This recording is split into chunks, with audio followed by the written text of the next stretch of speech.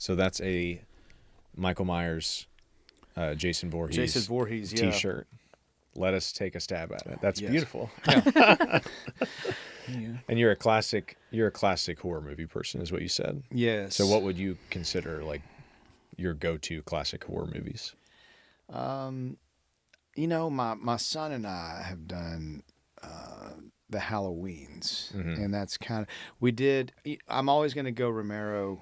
I love the zombies first, but we watched the first 3 of the Romero Deads, and then we're like, okay, I think he's ready for some Halloween. So we've seen most of the Halloweens together, and so we're indoctrinating him slowly. And I'm trying to get him to. He's like, hey, dude, you need to go back and pay homage to the classics, and we need to get some Nosferatu and some White Zombie and some watching. It's campy, but it's really cool stuff. Well, every Halloween I watch The Shining. That's my all-time favorite horror movie, which that's more psychological, I guess. That's a great one. But I love that one. I'm not a scary movie person. I actually just went with my boyfriend to a pumpkin patch, and it was like 13-year-old and under. And it was like there's a haunted house at the end of the night. It was the scariest thing. I was like, I'm not going in. I know we've paid for this and we've been around all day waiting for it. I'm not going in. I just assumed because like the pumpkin patch was so kiddie that like it would be too, and it was not at all. No. And so I don't do the scary movies. I don't do anything. I think it's cool. I wish I could, but I'm a scaredy cat. I'll have nightmares for days. Life's scary enough. That's what I always say. Yeah, literally. whenever I open up my utility bill, that's like as scary as I want things to get. So. All right. Well, it's okay that we've been recording so far, talking about the scary movies. I get it, yeah. But welcome back to another episode of Whiskey Riff Raff. We're here sitting down with Cody Jinks, and I looked at our site this morning, and we have 467 articles with your name in it. So no kidding. That's quite a lot. I think it's safe to say that you are definitely one of the fan favorites. I'd say top 5 artists that Whiskey Riff fans love to hear from, love to see that your name on our articles. So happy to have you on the podcast. Well, thank you. I love that that fun fact. That's great. Thank you guys for having me. Appreciate it, and I appreciate all the 400 and how many? 67. It's and incredible. And counting. Yeah. There'll be more from this. Probably. Sure, and, sure. And the new album. Well, much appreciated. Yeah, we've had a big year, but we thank you guys for covering us. Not a lot of people over the years have done that. Us just doing the way that we have. So. Oh, and we'll definitely be touching on that this cool. episode. Yeah, absolutely. Well, we want to start something that another fun fact possibly people might not know is that you got your start in music as a front man for a metal band. That band was called Unchecked Aggression. Correct. Okay. Yes. What made you trade that in for a country music career, I guess?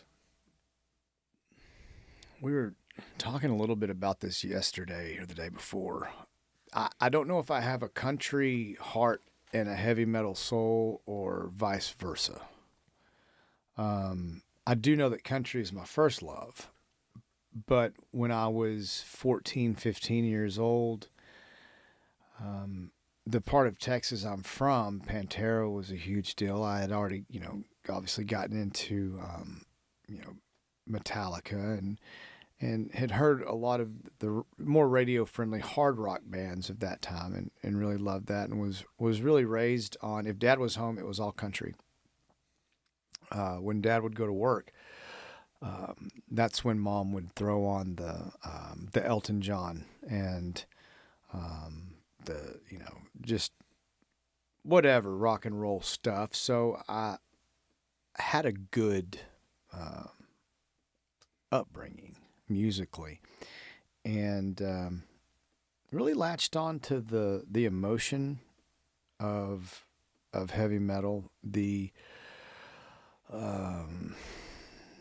angst, the release of anger in a healthy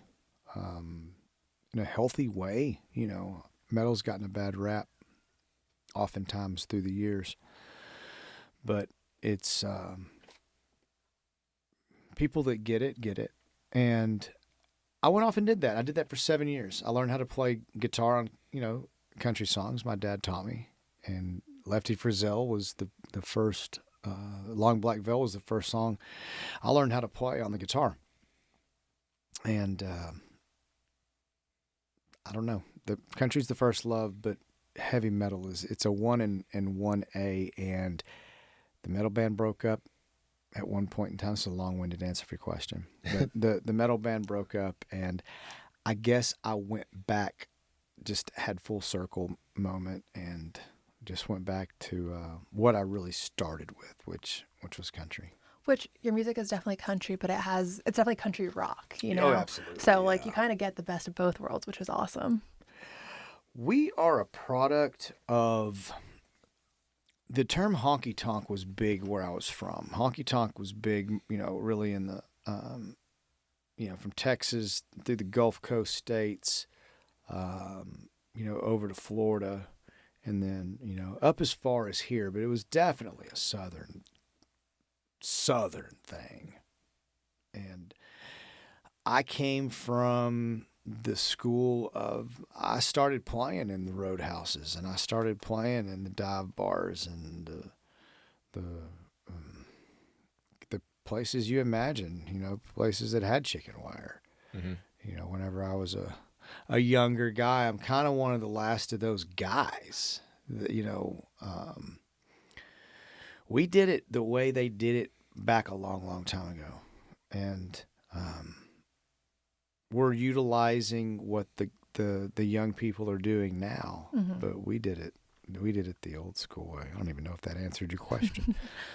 I would say, yeah, I'd say it did, yeah. And we just had William Clark Green in, and he is very similar story from Texas. His dad taught him. Yeah. Talking about being a road dog, and kind of feels he's an independent artist and feels like he's been doing it forever too. So you guys are very, very similar in that. Will's, I was at Will's first #1 party for the Texas charts back however many years ago that was. Yeah. Well, your latest project is also an older project, Backside of 30, which is a release of the fan favorite album 30. What inspired the re-release? 30 was such a far departure from Less Wise. I felt like I really started coming into more of the storytelling aspect of my songwriting at that point. And I really wanted to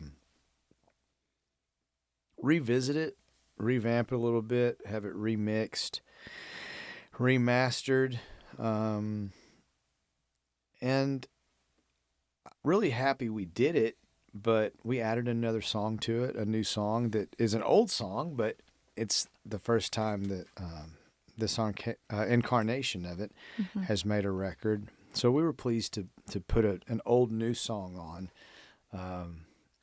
Is the album your favorite? That's a really tough question. It's too many. It's one of them. Yeah. I mean, it really is. I look back at that record very fondly for a bunch of different reasons. I was so broke, and working so hard and so gone all the time, and had a so little baby at home, and just grinding, my wife and I both. And that was back when she was still supporting me. So I look back on it with a lot of fondness and a lot of gratefulness because of where we're at now, So getting to revisit that record. And the song that we put on it is called When the New Wears Off. And I mean, it's a, if you've been with your person, or you're married, or have been in whatever relationship with your partner for however long, I wrote that song when we had not been together but maybe 7 or 8 years, and we've been together for 28 now. So I don't know if it's life imitating art or vice versa, but really pleased with how that one came out. Do you think there's beauty in the struggle of all of it? Definitely. Yes. Yes, 100%. There's I don't know if I'll get it verbatim or not, but there's a Edgar Allan Poe quote that says something along the lines of there is no exquisite beauty without some strangeness in the equation. And strange people lead strange lives. And, there's one of my favorite Ernest Hemingway quotes from A Farewell to Arms was, be good to me, won't you, sweetheart? For, it's going to be an interesting life, or, something of that nature. And, yeah, there's beauty in the struggle. That's what makes songs great. That's what makes what we do a gift worth sharing, because we all feel those things. And we're all sitting in this room because music does whatever that thing is. As the listener, as the artist, if it didn't do that thing, I wouldn't be making it. I wouldn't. So, just, I guess I'm at a point in my career where I'm a lot more reflective than I used to be, because I've played more shows than I will play. You know what I'm saying? If that makes sense. Yeah. So as an older person now that's been doing it for so long, we made it. We're fine. I don't have to tour anymore, but damn, I still get nervous as hell. And, I still love going out there and watching those faces in the crowd, and watching the tears and the smiles and and just the emotion. I'm putting on the show, but I'm watching the crowd. The crowd's putting on the show. Me and the guys are feeding off of what they do. That's a really cool perspective to bring, because I never would have thought of it like that. Where like you're at a show as well. You're seeing all the people in the crowd experience what you're doing, and you're talking about being old, but you look great, and the beard looks amazing. Thank you. I mean, I just wanted to put that out there. I'm very jealous of the beard, especially. Thank you. I when I quit drinking, I lost about 15 pounds of, I guess what it looked probably like baby fat coming off. Like I lost a beer belly and some out of my cheeks, and it was like, "What are you doing?" I'm like, "Quit drinking," and I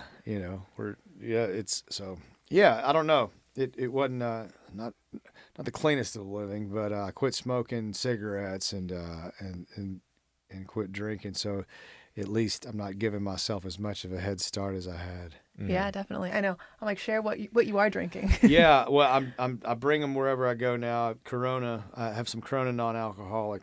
Corona's done a great job with. I'm not a spokesperson for them, by the way. You're open to it though, because right? I swear I sold more Miller Lite than Miller Lite's best salesman ever thought about selling. Because, I mean that's what I drank. I still own records in most of the honky tonk bars and small venues in America for beer sales. We were just that band, man. So, I believe it. Yeah. Yeah, I've seen you a couple times, but the rowdiest was, I think, at Born and Raised a couple years ago. Oh, that was a wild one. Just Oklahoma in general was just crazy too. Yeah, man, that's our border state to the north, being from Texas, and my mom's side of the family's from Oklahoma. So I think that I don't know yet, but I think we may be trying to get back on board with that. And they throw a great festival out there. Yeah, it's fun. And the Okies are my homies. Love it. Well, earlier this year, you also released more music, Change the Game, which I love that song. I listen to that when I work out usually now. But you had a gap in releasing music from 2021 to this year. What was the reason for that? Man, we went through so much. Me personally, our organization, the record should have been out about 5 or 6 months before it actually came out. I really wanted to have it out by November of 21. Or I'm sorry, 21, 23. Yes. And I went through a regime change, parted ways with my longtime management. And really over the last year and a half, I've had to learn how to do. I can't say I've had to learn how to do everything. I rely heavily on my crew, but I made the decision to, I guess, what you could say, manage myself. And that's a gross understatement or overstatement because, I have a bunch of great people that have been very, very helpful over this last year and a half, most of which have been with me for a long time. And after the regime change, I went and got some people back that I needed to have working with me again. I let some people go that I don't believe were the right fit for our organization anymore. And we've learned together so much. And, we just recently partnered with Red Light and Corn Capshaw and got on with them. And we've been doing the little engine that could thing for a good little run here. I feel confident I can sit down in about any room with most people, and whatever the part of the music business being, I can sit down and at least, in layman's terms, communicate. Yeah. So knowing that, my staff and I, we thought it was time to reach out and kind of turn the page, really, kind of an onward and upward situation. And that's kind of where we're sitting right now. The management side of it is always very interesting. We're technically in media, but, I lived in Colorado the first part of my job. And so it's like I was completely blind to like what was actually going on. And Steve and Wes, who are the owners of Whiskey Riff, they kind of like that aspect of like they're not in Nashville. They don't really, we're not required to do anything in Nashville, but we just both happen to live here. And so we get the opportunity to do things like this, but we weren't in the business before. So it's crazy seeing the shift from doing the same thing I do, but in another state versus being in Nashville. It's just completely different. Yeah. And we were talking about Nashville earlier today. I live in Texas,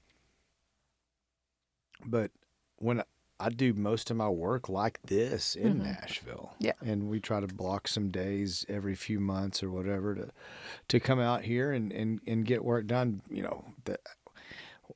We work. I'm out here. I'm not out here all the time, but I'm out here a lot more than people might realize I'm out here. Yeah. And kind of this all is a great transition into our next point that we wanted to get to. I've been told to read a quote from you.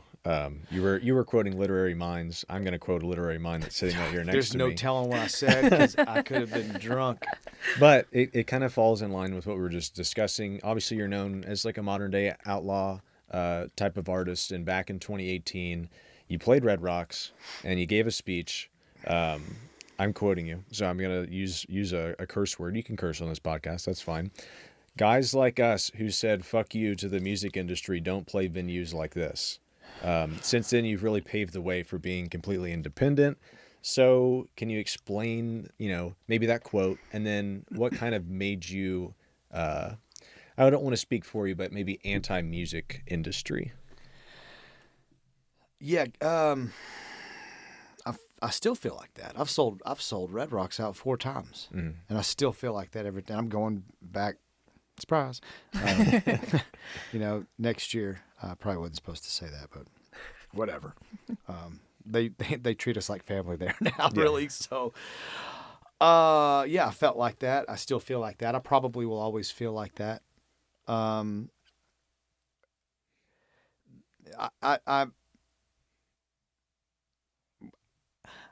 I guess I never fit in as much because I didn't want to fit in with anybody else. A lot of what you see is a hard-headed and a do-it-yourself punk, DIY. And I mean, I'd be lying if I'd say a lot of it is just to say, that's how y'all did it. Not that I don't think it's right. I'm just not going to do it because you said I needed to do it that way. Definitely. And we've been, as hard-headed as I've been, I've stayed true. I've always stayed true to myself and to my family and my band and my road crew, and most of which have, there's people out there on the road with me that haven't been out there long, but there's a lot of people on the road with me in double-digit years, and it ain't because we're out there jacking around and not doing really well, not making a good living, not feel like we're doing something impactful, something meaningful, and so that, citing, going back to Change the Game, that was a song that I'd been doing in another interview earlier, and, talking that one and about that one specifically, writing that with my longtime cohort, Josh Morningstar. When we had the idea, I had the idea for that song. I said, I know that I want you to help me write this song. How do we make it sound cocky without being too cocky? I think it's the perfect balance, honestly. Well, and he said, he said, screw it, man. He goes, go ahead and pat yourself on the back with this one. And so we had fun with it, and it is a fun song. And it's not meant to be tongue in cheek, but it's real honest, and it's fun. Mm-hmm. It's a fun song, and hopefully, I talk to people all the time who, they may not do it exactly. Everybody's path's different. They don't have to do it like me. They need to do it like them because that's their path. But, in some sort of model, or somebody's, and I started my own record label so I could put my stuff out under that. And I did this, or started my own publishing company, or I'm doing this because you did that. And it's like, yeah, man, I'm glad. We didn't know if that was going to work or not, So it's been fun. And now, really, if you're lucky in this business to get to be one of the old guys in it, which I'm getting there, and the older guys. And I can tell you this, it's like, not to name drop, but to name drop. Who cares, man? I was at Clint Black's house earlier today, getting a guitar from him that, he was getting rid of, and soaking it up because I went over to his house and he's like, I said, will you sign this guitar? And, he's like, you just want me to sign it or put your name on it? I go, do you think it's going anywhere, dude? Like, you can put my name on it, please. I mean, it's just embracing everything now, and just kind of with a fresh set of eyes, kind of a part two of it. I've already had, man, I'm a 1% of the 1% of people that have made a living doing this. Mm-hmm. Gosh, how fortunate are we to be, even sitting here talking about it. I'm the guy that should have never had a career.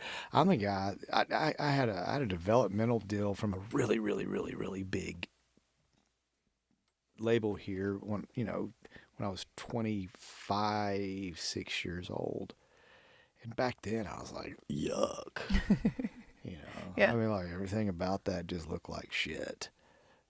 Getting shelved and not singing my own songs. And so, just fortunate to be sitting here going, I feel like we're, in a lot of ways, just really getting started. I got a lot of shit to do, man. We got our hands in a bunch of different cookie jars right now, and diversifying that portfolio. That's exciting. And you said so many things I want to touch on, but I think Change the Game, and the reason why, it's okay that you wrote a song that might be a bit cocky, or why, it's okay that you can name drop Clint Black, is because, you've been in the industry that long, and the success you've had doing your own thing, which is cool. And something, Quinn, I don't know if you feel this way, but like, I would even lump myself in like the creative headspace, but just being in Nashville, like, we're always dealing with creatives, and it's like, one screw has to be just a little loose to think that you can do this for a career, which is so true. And everyone has it just a little bit differently, but it's really interesting to like watch people come in and just see how they're all like they have their own little quirks. But it's like, you know, the John Mayer, who's like is crazy at guitar, like there's something off with him that like he can do that. And like same with you, like I don't know what necessarily your quirk is, but like to have such a creative mind, there has to be something different that you are the 1% of the 1%, which is really cool to see. Yeah, thank you. No, it's we didn't know, and you know, speaking to what you said a while ago about, you know, we are a country band, but we are a rock and roll band. We're an American band. We're a honky tonk band. Which touching back on, we you know I get off on tangents and then I come back around. But you know, using that word specifically, that's a mixture of all of the elements. It's country and rock and roll and rhythm and blues and gospel and southern music, all in one. You needed, where I came from, you need to be able to play a biker bar, you need to be able to play a church, you need to be able to play a country bar, you need to be able to play a blues bar, you need to be able to, you know, you need to be able to play with George Strait, and you need to be able to play with Delbert McClinton, and you need to be able to play with whoever. Yeah. Insert name here. Insert name here. And it was survival. And we're just an American band. At this point, I tell people that a lot. It's like, I don't even know. You know, I know we're classified as whatever and genre specific or whatever, but yeah, we're just American music, and it's fun. I have to ask about the song Sober Thing from the new album. Very powerful track that was really resonated with a lot of fans. Can you talk about that one specifically? Sure. Yeah, I wrote that song several years ago. I wrote it whenever I was coming off of whiskey, not beer.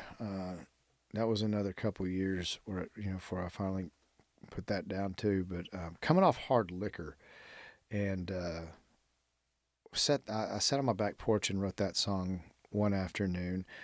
I had found at a younger age that I was an insomniac, and then you know, I learned before I was out of my teenage years that I could go to sleep, you know, if I had some drinks, and I could slow my mind down enough, because like you were saying with that screw loose thing, that's a real thing, you know. So anyway, sometimes you can quiet your mind down, and you know, that's why a lot of people get into the situations they do get into, and you know, learning to listen, you know, that little thing in your gut, your conscience or God or whatever, you need to listen to that. And change is hard, and good habits are developed as bad habits are developed. But yeah, that song was real. I mean, you know, not being able to sleep, and, you know, nightmares and night sweats and fun things like that. And, but I've had a reaction to that song in specific like no other. My song David is probably the song I get asked the most about, because I wrote it in third person, and I typically don't do that. So people think oftentimes I was a Marine or a police officer, and I was not. But Sober Thing, I have had more people come up, and we do a VIP meet and greet. We've been doing it for this whole tour all year, so I get to really talk with a lot of the fans, and the response to that song has been overwhelming. And Josh Thompson, our longtime bass player, and, you know, my right hand man, our producer, he said the same thing. You know, he's worked on all of my records for the last forever, and he said, man, just people called him, you know, from a producer aspect, and like, dude, like this one's. Because I remember recording that song. It was the only song that I cut that we kept the scratch. It was a one take Jake, which is uncommon for me. You know, I don't have a clean enough and smooth enough voice to normally do that, but that one turned out that way, and I'm so proud of it, and I'm so happy that people share their experiences with people that have come to my house that don't know, not come to my house. That sounds weird. Like coming to do work on my house. Mm-hmm. You know, somebody asked me about, came to do a job at my house. Like, hey, you tell me about that song, you know, this and that. It's like, yeah, that's my life. I had that happen. Mm-hmm. So. Another song that obviously is going to follow you forever is Hippies and Cowboys, released on your first album in 2010. Does that feel like a long time ago, 2010? Yeah, no. Right, yeah. You know, I started recording music in 98, and my first full-length record came out in my metal band in like 01 or 02. Mm-hmm. I've been recording for a long time. But that's one of your most recognizable songs. Like, did you Sure. expect that to happen whenever you released it? And I was so mad when I wrote that song because we weren't gaining any ground. I had no traction anywhere, and I was so frustrated. And that baby on the way in that song is now my 15-year-old daughter. Mm-hmm. I wrote that song hammered. Because, I mean, I started pretty early on the whiskey this morning. I opened a bottle of Jim Beam at about 5. And I had already been beer drunk up trying to write the whole night, because that was back in those days whenever, you know, I had to polish off a fifth to write a good song, right? So it's like 5 o'clock in the morning. I'm already beer drunk trash. And I'm like, I'm out of beer. And I'm like, oh, shit, this sucks. Well, got a bottle of Jim Beam in there. So I went and got that bottle of Jim Beam, and I went and just cracked that bastard and started drinking it straight and wrote that song pretty quick, which was really surprising considering how intoxicated I was. But did you like wake up, or like at one point you came to like, oh wow, this is a great song here? Oh no. I drank a whole lot of that whiskey, finished that song, and my pregnant at the time wife was getting up at whatever 6. I wrote it really quick, man. I mean, I opened that bottle probably 4 or 5 in the morning. It took me an hour or two to write that song. She was getting up about 6 to take a shower to go, and I come staggering into the bathroom. I'm waiting. It's a great idea, because like I'm hammered, cross-eyed drunk, and I'm waiting on her. I'm waiting in my bed, the bedroom office we had in that house. I could hear the water running in our master bathroom. So I was waiting on that because I thought it was a great idea to go share that song with my wife at that time. And maybe for the sake of a story, it is, I guess, but I remember walking in. She's pregnant too, man. Mm-hmm. And like, she's not in a good mood. Her broke, drunken husband has been up writing a song and drinking, and comes staggering into the bathroom with my guitar. She's in the shower. I'm like, you've got to hear the song. You know, and whether she can hear it or not because the shower is running, who knows? She's probably just like, whatever, Cody, you know, because I'm going to do it anyway. Mm-hmm. And I don't think she was real impressed at that time. And you know what? I wouldn't have been either if I would have been her, because she probably didn't understand what I was saying. I was probably slurring. Took a couple takes maybe, yeah. You know, and yeah, look where we are now. Mm-hmm. Before we completely move off of the sober and the drinking, you know, we've referred to you in this room already, but also online a lot as a modern day outlaw, which I don't know how you feel about that term, or don't. I've never not liked it or liked it. It's never been, I've made jokes like, I'm not an outlaw. You can ask the IRS, man. I pay my taxes, and might even give them a little extras to make sure my ass stays out of trouble. I don't know. But outlaw, punk. I think punk's probably more accurate than outlaw, because punk was truly DIY. That's what the biggest outlaws had record labels. So I mean, if you want to talk about records sold with no record label, like ain't nobody got shit on me. Yeah. Well, whether it's punk or outlaw, they probably don't think of being sober going along with that. But I mean, I think the term is just doing it in your own way. Oh, yeah. No matter what it is. In a way, Sure, it's the most sure. outlaw thing by not being the norm. Yeah, I get called that and lumped in. And like I said, it doesn't bother me. I'll wear, you know, I have been called much worse.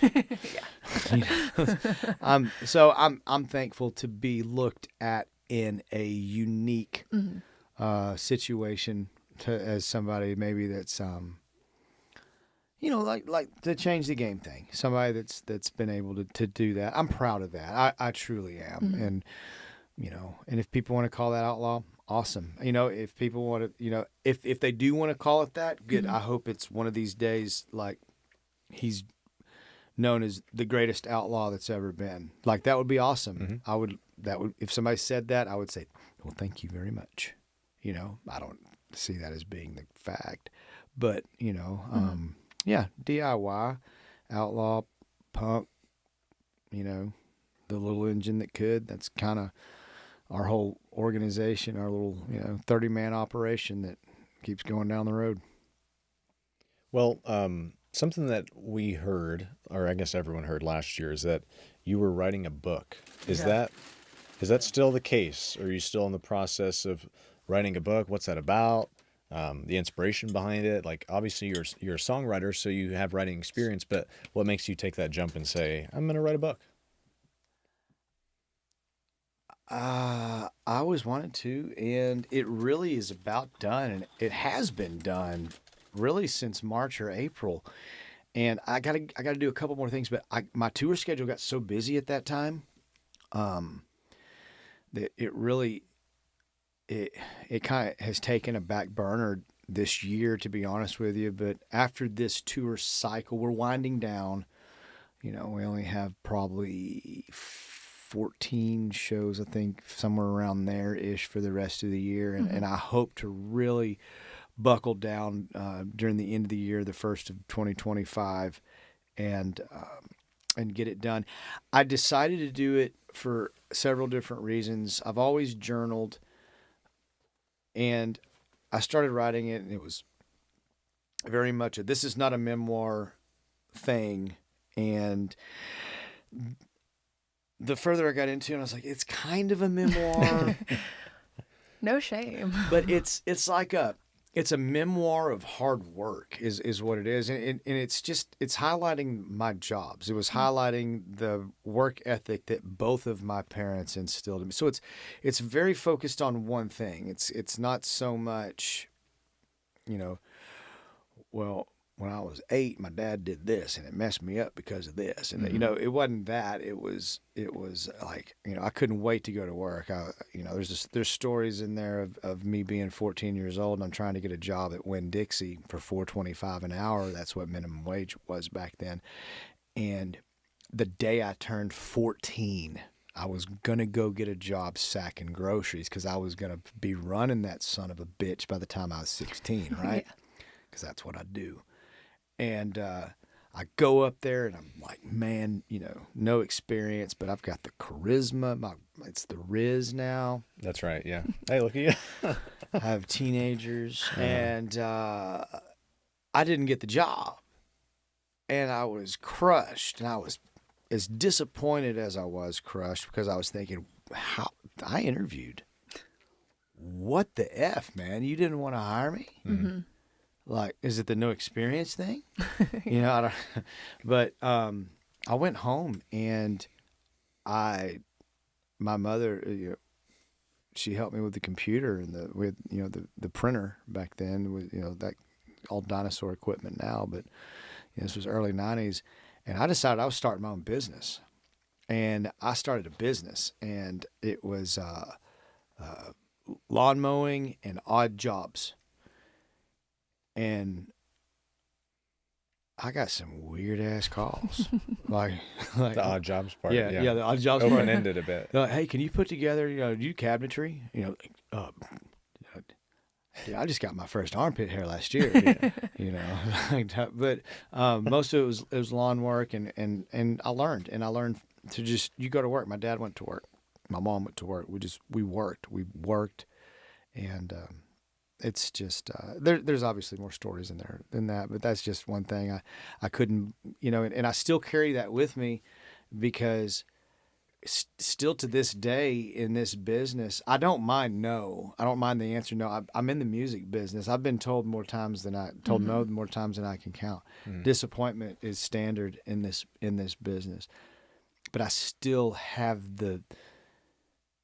Well, why the hell wouldn't you want to hire me? What I still have that, and that's a great motivator for me. It always has been. It's just a part of who I am. But going back to kind of the outlaw thing or the whatever thing, it's just because you love me, you just don't know you do yet. Right. Yeah. I hadn't convinced you yet. You haven't even given me the chance. And I'm sure there's a Winn-Dixie out there that's like, gosh dang it, I cannot believe we didn't hire I think Cody it's like Jinks. Winco Foods now. Something like the CEO is probably some huge fan or something listening to this going, Jesus Christ, How did we do not that? give him the grocery bagging job? we could have had him. We have so much more we want to touch on, but we only have so much time with you left. I feel like we could talk to you sitting here for hours. I feel like you're like, not to age you by any means, I feel like you're going to be the grandpa that all the kids are going to want to hear all your stories about, which is great that you're writing them down in a book. I hope so. Thank you. I told my daughter I was ready for grandkids. She's like, Dad, I'm 15. I was like, one day. One day. I'm going to be really good at this. There's a video of you playing loud and heavy while a man gets tackled and tasered, and it is just the wildest thing.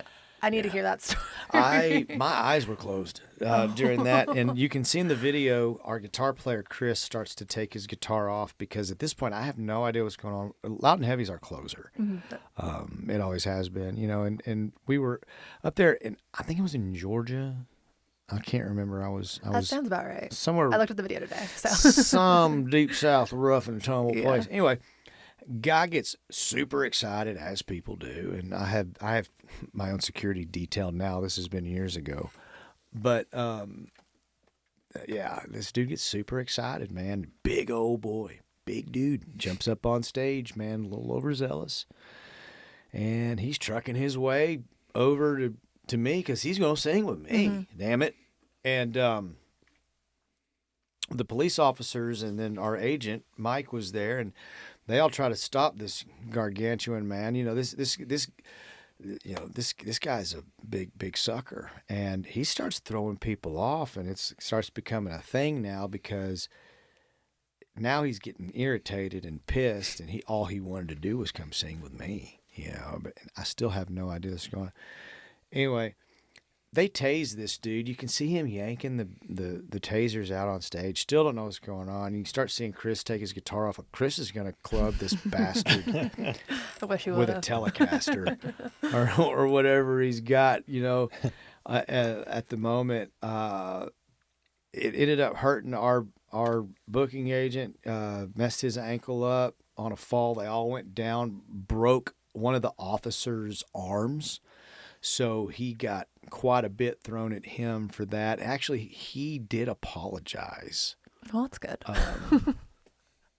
To me, I don't know if he apologized to the cops or whatever, but that happened. Had no idea till the very end, and I looked over. Finally, I was like, "Oh, what the hell is going on?" Everybody's rolling around. Yeah. Well, last question before we move into rapid fire.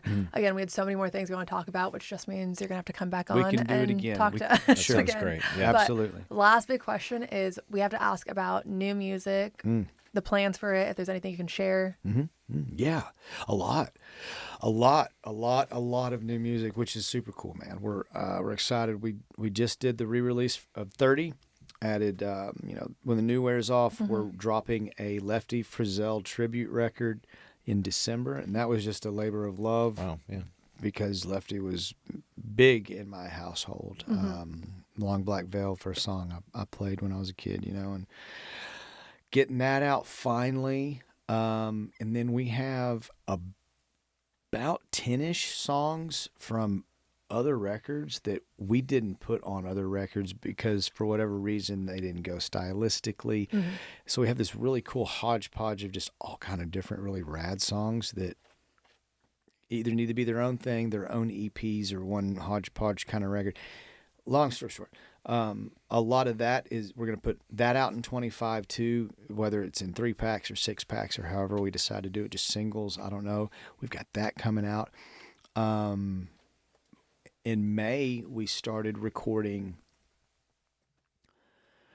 for what's going to be our next big, huge release at the beginning of what I believe will be at the beginning of 26. We're going to change the game, continue working that for the remainder of this year. And we'll tour on a bunch of the songs off Change the Game we didn't play this year. We just couldn't.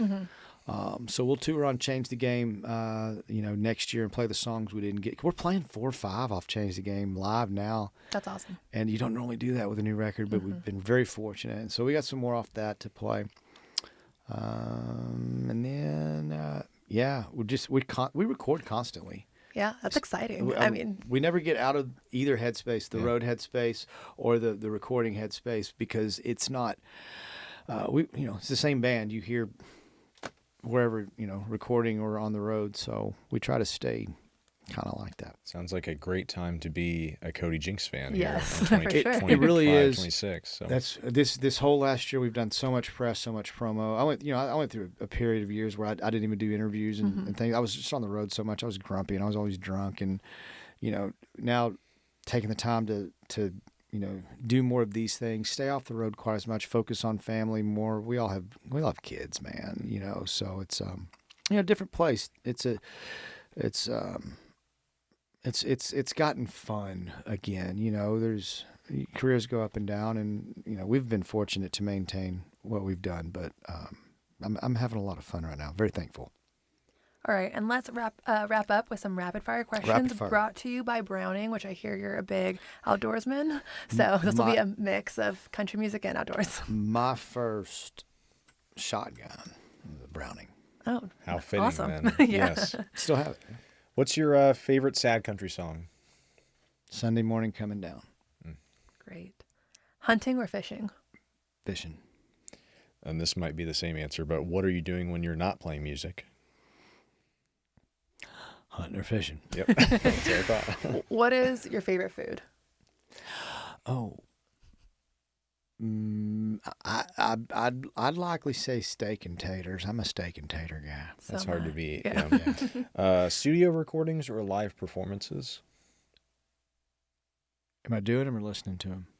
Say listening. Yeah. Listening to them. Man, if it's a good live recording, it's hard to beat. What is your daily driver?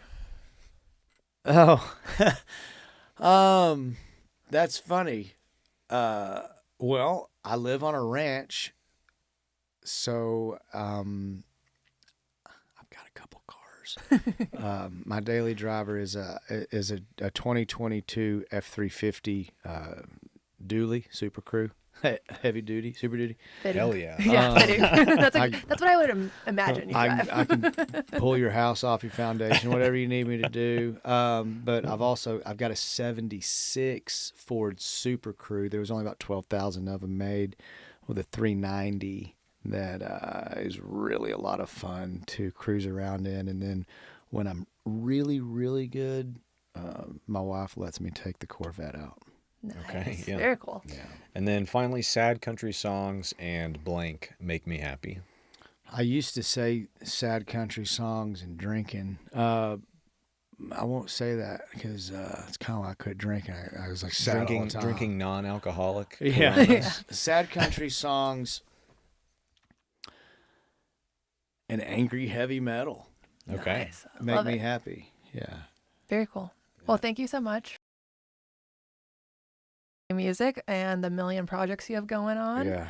A lot going on. I think Quinn said it best. It's a good time to be a Cody Jinks fan. So hopefully we get to talk to you again soon. I'll come back when we get a lot of this stuff released, and then we're about to do some more stuff, and then we'll do part 2. Perfect. We'll get to all the rest of the questions. Yes. Sounds great. I'll schedule a lot more time for that one. Yeah, you give me more time. Yes. Well, thanks so much. Yes, thank you. Thank you all so much.